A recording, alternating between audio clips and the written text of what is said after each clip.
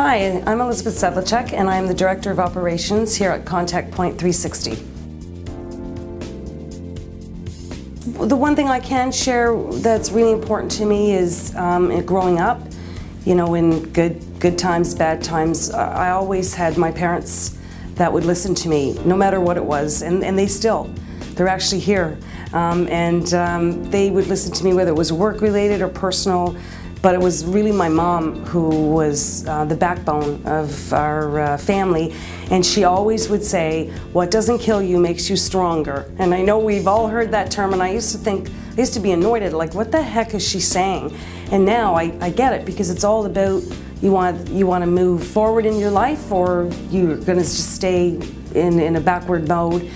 And you know, she had a lot of hardships in her life, and none of us ever knew as kids, but she's just always a very positive woman, and like everybody loved her. All my friends, everybody came, you know, to our house and stuff. But bottom line is, she was always there to talk about all of the hardships. You need to move forward, give me different perspective.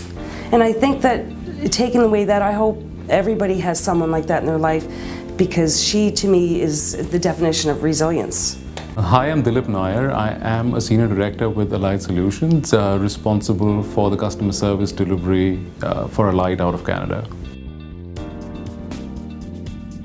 I can share something personal. I am in an industry which, for all practical purposes, functions so much on good communication. But I used to stutter for almost 22 years of my life, and it was an incredibly difficult phase, not because you had no idea how you would ever get over it, but more because you had so many things that you wanted to say but you didn't, only because it would probably be embarrassing, or it may just put all the focus on you and your issues.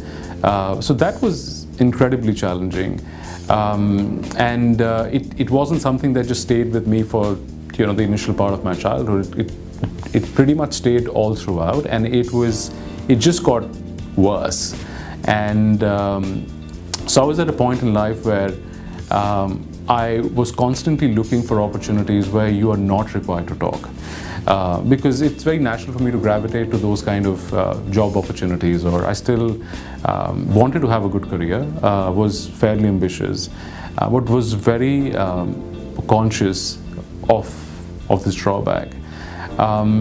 Is when I gravitated to becoming a chef. I excelled at it. I thought it's the perfect job for me, because I'm in the background and I have to not interact as much. So it was right up my alley. But then, you know, for whatever reasons, I just felt that I was not being true to myself, and I wanted to really try to self-teach myself out of it. And so towards the fag end of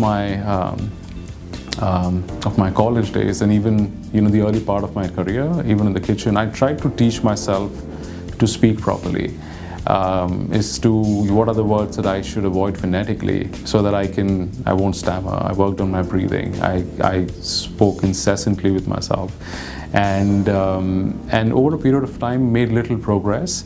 But the tipping point for me was that when I decided to leave hotels, I thought, what is the job opportunity that I should go after?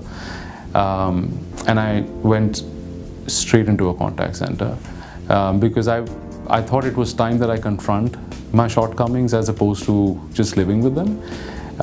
So I had a fantastic time. I stammered and stuttered through my initial maybe 200 calls, but it got better, and I'm very thankful to the organization that gave me the opportunity with that. And always remains very, very special. But I'm so glad I made that change, because had I not, I'd probably continued to be that person who's extremely conscious of the handicap and not doing anything about it. I don't think I would have been half of the leader that I am had I not confronted that problem. My name is Gary Abel. I'm the Director of Operational Support for International Customer Care Services Incorporated.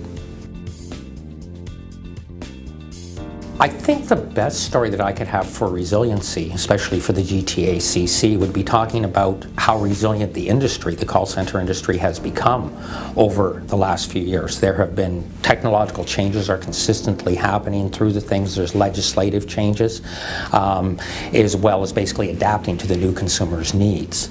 So to me, the best example of resiliency is how the call center industry, specifically in Canada, has adapted to all of these changes at this particular point in time and has still come out on top and is constantly improving to provide better services to its clients, its customers, and of course the millennial generation, which seems to be the buzzword that everybody's catering to these days.